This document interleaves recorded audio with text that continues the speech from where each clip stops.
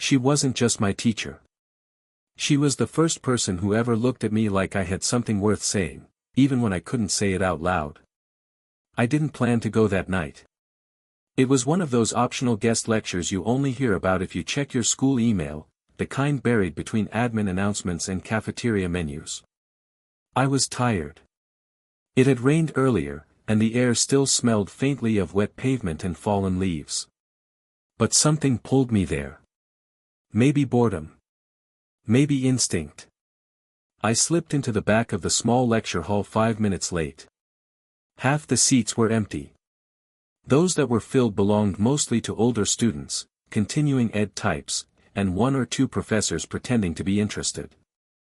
The buzz of idle conversation faded as she entered. She didn't command the room. She didn't need to. She walked in like someone used to silence. Confident but quiet. Blazer sleeves casually rolled to the elbows, a leather satchel slung over one shoulder. Her hair was swept up, not styled, just gathered. A few strands had come loose and framed her face softly. She stood at the front, placed her bag down, and looked up. Not around. Up. Like she was gathering her breath, or centering herself in the space. Then she smiled, not wide, but deliberate. Controlled. Her voice was lower than I expected. Warm. Precise. She spoke without rushing. Not to impress. Not to perform. Just to connect. Tonight, she said, we're going to talk about writing, not as a skill, but as a mirror. You won't leave here a better writer. You'll just leave a little more honest with yourself. There was a pause after she said it. No one dared break it. And then, slowly, we began. She didn't lecture so much as provoke. Asking things like, what would you write if no one was ever going to read it? Or, what truth do you keep editing out? I scribbled half-thoughts in my notebook. But I wasn't really focused on the words. I was watching her. It wasn't attraction, not in the usual way. It was respect. Curiosity. The way she moved between us like she carried history in her bones but had never once stopped asking questions. At one point, her eyes met mine. Just for a second. And it felt like someone had nudged a piano key in the middle of a quiet room, subtle, but unmistakable. Toward the end, she asked us to write something personal. Not to turn in. Just to write. I didn't know what to say, so I wrote the only thing that felt true. I think I'm more afraid of being seen than I am of failing. The lights came up. People started to leave. I stayed in my seat a moment longer, scribbling something useless to look busy. She passed my row on her way out and paused. Without a word, she placed a small folded slip of paper on the corner of my desk. Then she smiled, the kind of smile that feels like an invitation, and said, softly, consider this, extra homework. And just like that, she was gone. Outside, under the buzzing glow of the campus lamps, I unfolded the note. One question, handwritten in black ink, what do you really want to say that you're not saying? I didn't have an answer. Not yet. The note stayed folded in my jacket pocket for 2 days. I must have read it 10 times, not because I didn't understand the question, but because I did. What do you really want to say that you're not saying? It wasn't about writing. It wasn't even really about class. It was about me. Tuesday afternoon, I found her listed office hours. Just her last name on a printed sheet taped to a wooden door in the old humanities wing. I didn't knock at first. I stood outside like an idiot, rehearsing something casual to say. Something that didn't sound like, you've been in my head for days. When I finally tapped the door, she called, come in, without looking up. The office was small and a little chaotic.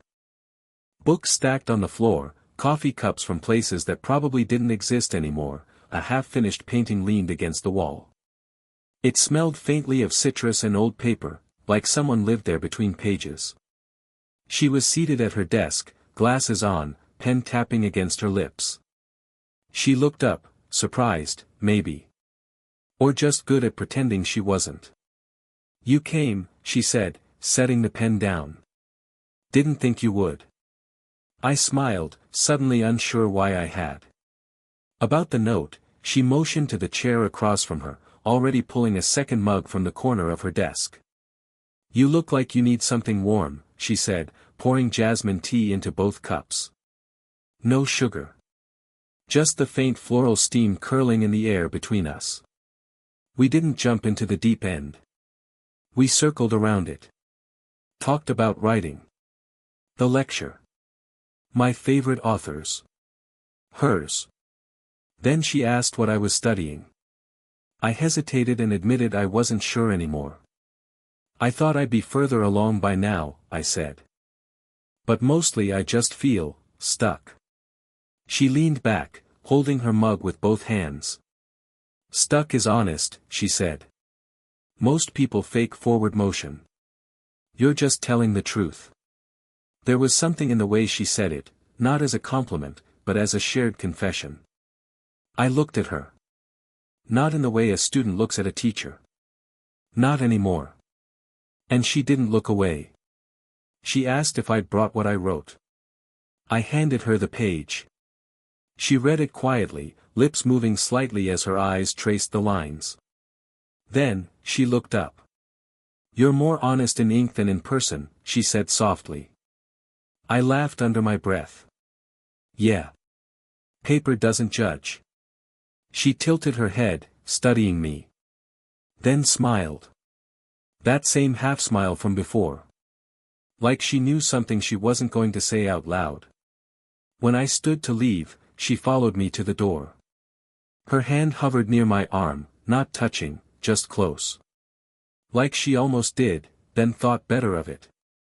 Still not telling me what you're really trying to say, she murmured, voice lower now. Almost playful. I turned at the door. Met her eyes. Neither are you. We stood there, quietly suspended in that moment. Then she stepped back. Nodded once. And said nothing else that I hadn't seen her in almost a week. She'd cancelled the last class, professional conflict, the email said. I tried to brush it off, to focus on anything else, but everything felt muted. Like my life had been turned down a few notches, and I didn't realize how loud it used to be until she wasn't in it. Then came Friday. Overcast. Low, colorless sky. I was walking across campus, hoodie pulled up, earbuds in, the kind of aimless wandering you do when you're pretending not to think too hard about someone. That's when I saw her. She was standing just outside the library steps, coat unbuttoned, hair slightly wind-blown, holding a stack of books tight against her chest. No umbrella. Rain falling in soft sheets around her. She didn't move. Didn't flinch. Just looked up at the sky with this distant, bemused smile, like she wasn't caught in the rain, but part of it. I almost kept walking. But something in the way she stood there, proud, soaked, and still, made me stop. You always do this without cover. I called over the rain. She turned, and her smile shifted, warmer now. Surprised, maybe. Or glad. I like the rain, she said. Makes it harder to pretend. I stepped closer, pulling off my hoodie and holding it over both of us, barely big enough to cover her shoulders. You'll ruin that, she said. Maybe. But you looked like you were trying to catch pneumonia on purpose. We laughed, too loud, too real, and for a second, we just stood there, huddled together under that makeshift cover, inches apart. I could feel the heat from her shoulder against mine. Her perfume was subtle, something woody and clean, like sandalwood and rainwater. She let out a breath. I didn't think I'd see you again. I shrugged. You left me with homework. Felt rude not to finish it. That made her laugh again, softer this time. We walked together to the parking lot, still close under the hoodie, brushing shoulders every few steps. She told me she'd been out of town for a few days, a family thing. I didn't press. She didn't offer more. But there was something tired in her voice. Not the kind that sleep fixes. At her car, we stopped. The rain was still coming down, lighter now. She turned toward me. For a long second, neither of us said anything. Then she reached up, gently, and wiped a raindrop from my cheek with her thumb. Her fingers were cold, but the touch left heat behind.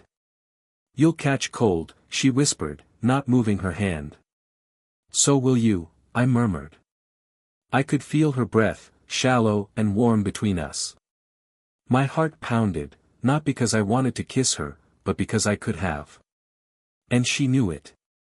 But then, she stepped back. Just enough. "You don't know what you're offering," she said softly. And before I could reply, she opened her car door and slid inside. No goodbye. No invitation. Just silence. But I stood there for a long time after she left, hoodie soaked through, wondering if maybe I did know things changed after the rain. Not with words. Not with any kind of announcement. But in the quiet, in-between moments, the pauses that lingered just a second too long, the glances that carried more weight than they should have. We didn't talk about what almost happened in the parking lot.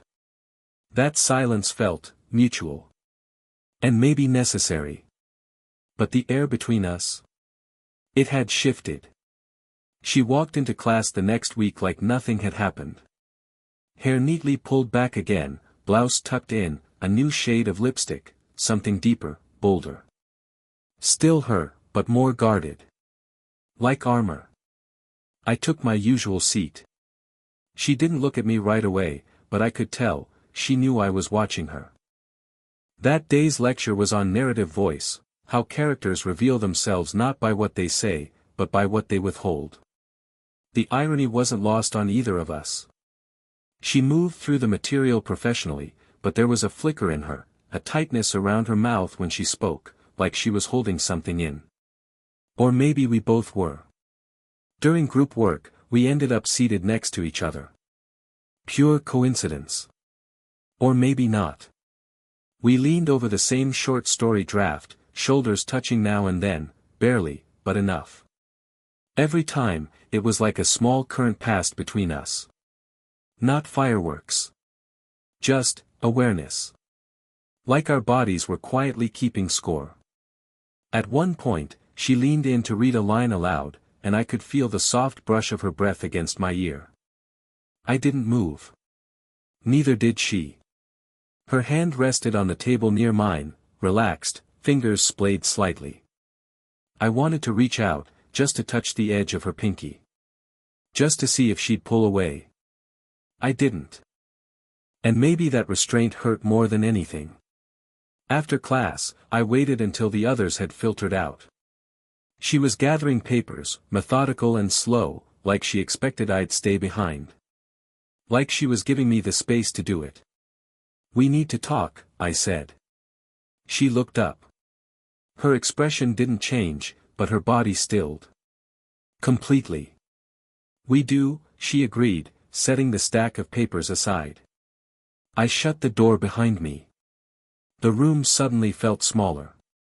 "This tension," I said, struggling for the right word. "It's not just in my head, right?" She exhaled slowly. Walked around to the front of her desk. Her arms were crossed, but not coldly, more like she was holding something in. "No," she admitted.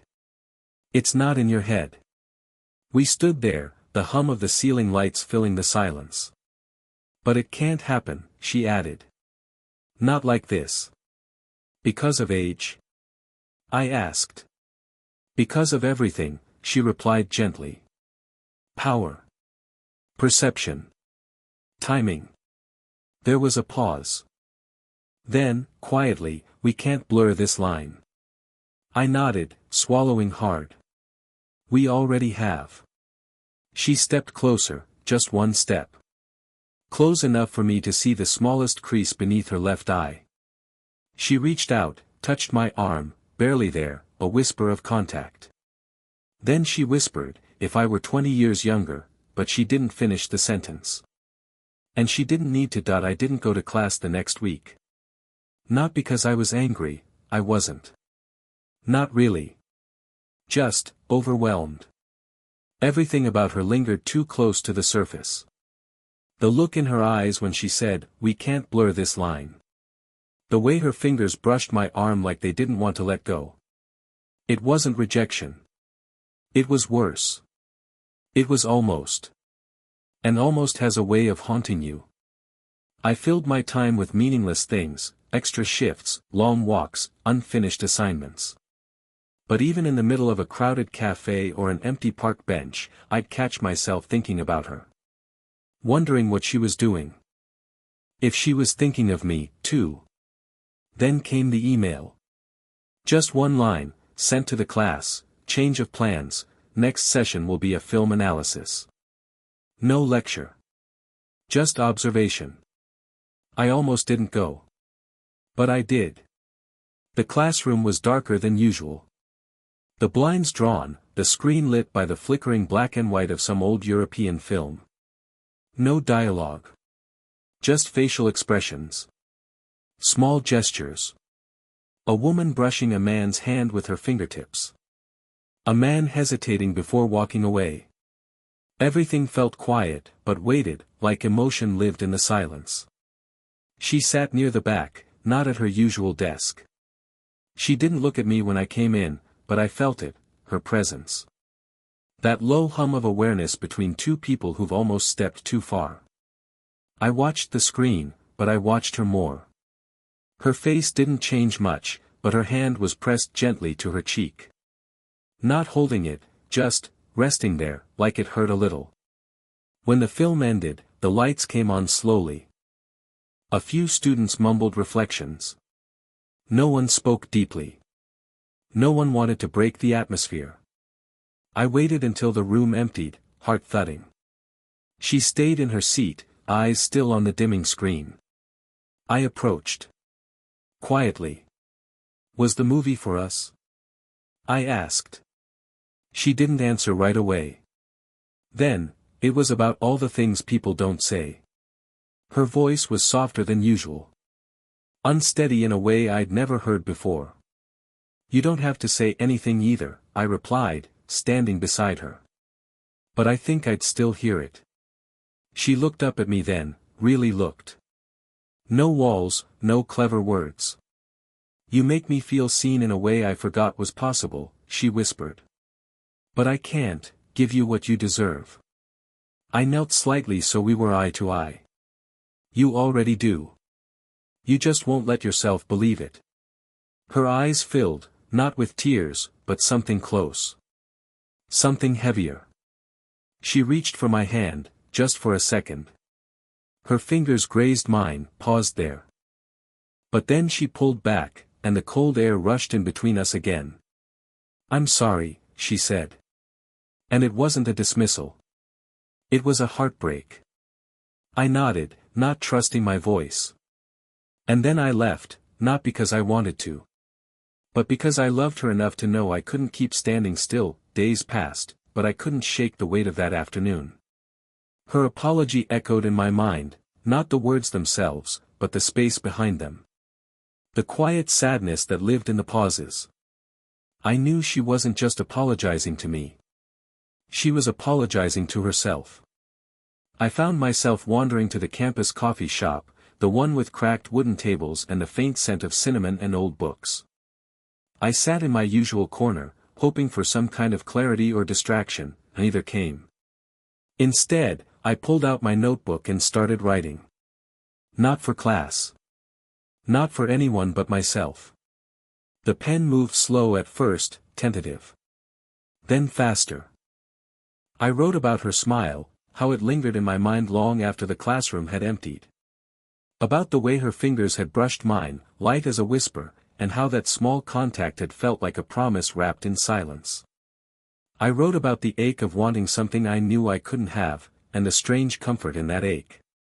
When I looked up, the afternoon light had shifted, soft and golden, spilling through the window panes like a blessing. I folded the pages carefully and decided to do something I hadn't dared before. I wrote a letter. Not to explain. Not to confess. Just to say thank you, for seeing me, for challenging me, for stirring something in me I didn't know was there. I slipped the letter into an envelope and hesitated. Her office door was down the hall, the same one I'd knocked on weeks ago, the one that had felt like a threshold between worlds. I walked there slowly, the envelope heavy in my pocket. When I reached the door, it was closed. I debated leaving the letter slipped under it, but instead, I knocked softly. She answered almost immediately, surprise flickering in her eyes. "I didn't expect you," she said, voice cautious but not cold. I held out the envelope. "For you," I said simply. She took it, her fingers brushing mine, a touch that felt like a question. "I don't know what this means," she admitted, stepping aside to let me in. Her office was quieter than before, the clutter softened by the afternoon light. She sat down behind her desk, opening the letter with a careful reverence, as if unwrapping a fragile gift. I watched her face, searching for a sign, relief, sadness, surprise. She read slowly, lips moving with each sentence. When she looked up, her eyes were glassy but steady.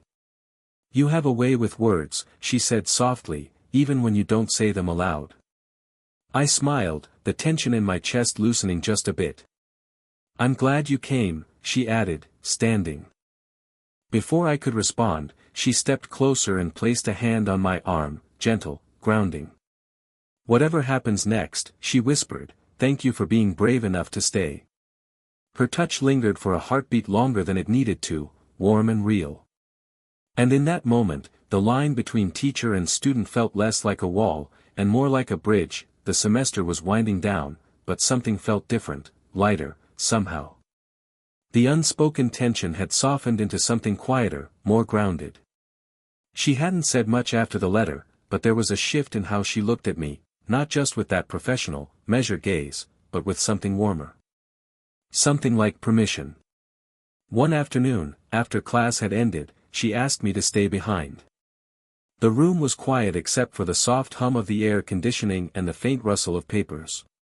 She pulled up a chair beside mine instead of sitting at her desk. "I've been thinking," she said, voice low and steady. "About us. About what this all means." I nodded, heart thudding, trying not to rush the moment. "I don't want to pretend anymore," she continued. "Not the feelings, not the questions. But I also don't want to rush, or lose what we've built." Her eyes met mine, steady and open. "Can we take this one step at a time?" she asked. I smiled, the kind that comes from deep inside. "I'd like that." We started meeting outside of class, coffee dates, walks through quiet parks, and long talks in places where no one knew our names or titles. It was slow. Careful. Real. One evening, we found ourselves sitting on a bench by the river, the city lights shimmering on the water's surface. The air was cool, but not cold, and the faint scent of jasmine drifted around us. She reached out and took my hand in hers. Her fingers were warm, soft, and familiar. "I never thought this could feel so easy," she murmured. I squeezed her hand gently. "Me neither." We stayed like that for a while, two people, just close enough to feel the steady rhythm of each other's breath. No words were needed. In that quiet, I realized something important. This wasn't about age, or rules, or what anyone else might think. It was about connection. About finding a place where we both belonged. The following week, she invited me to her home for dinner. Her place was cozy, filled with books, soft lighting, and little touches that revealed who she was: a framed photo of a sunset, a vase of fresh flowers, a record player quietly spinning jazz. We cooked together, laughter bubbling easily as we navigated the kitchen's narrow counters. When she brushed a stray hair behind my ear, the touch lingered, warm and tender. Later, we sat close on the couch, her head resting lightly against my shoulder. I felt the steady beat of her heart, calm, sure. "I'm glad you stayed," she said softly. I smiled, resting my cheek against her hair. Me too. There was no rush to define what we were, no pressure to say more than the quiet truth that lived between our touches and shared silences. Because sometimes, love doesn't need words. Sometimes, it's simply the feeling of being seen, accepted, and known. Together, finally.